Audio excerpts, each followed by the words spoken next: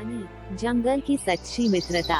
एक समय की बात है, एक सुंदर जंगल में कई जानवर रहते थे। वहाँ एक प्यारी सी गिलहरी थी जिसका नाम था चिकी। चिकी बहुत चंचल और मस्तमौला थी, लेकिन वो हमेशा अकेले खेलती थी। एक दिन चिकी ने देखा कि एक नया जानवर जंगल में आया है।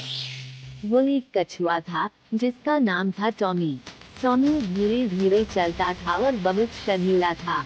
चिकी ने सोचा, अगर मैं टॉमी से दोस्ती करूंगी तो उसे भी मस्ती करने का मौका मिलेगा। चिकी टॉमी के पास गई और कहा, क्या तुम मेरे साथ खेलोगे? टॉमी ने शर्माते हुए कहा, मैं बहुत धीरे चलता हूँ, तुम मेरे साथ खेल नहीं पाओगी।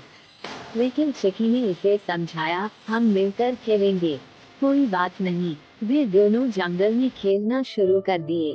चिकी तेजी से दौड़ती थी और टॉमी अपनी धीमी चाल से उसके पीछे चलता था। धीरे धीरे टॉमी को मजा आने लगा और वह भी खुश हो गया। एक दिन जंगल में एक बड़ा तूफान आया। सभी जानवर डर गए और अपने अपने घरों में छिप गए। लेकिन चिकी और टॉमी बाहर थे।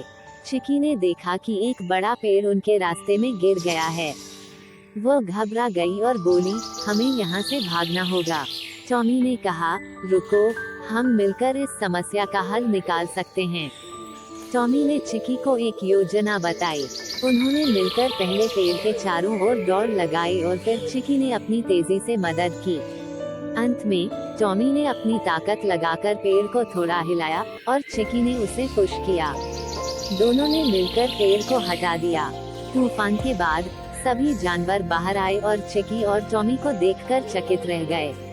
उन्होंने समझा कि अगर वे मिलकर काम करें तो कोई भी समस्या हल की जा सकती है।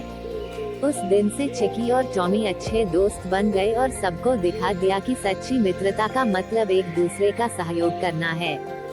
सीख, सच्ची मित्रता में एक दूसरे का सहयोग और समझ होना बहुत जरूरी है।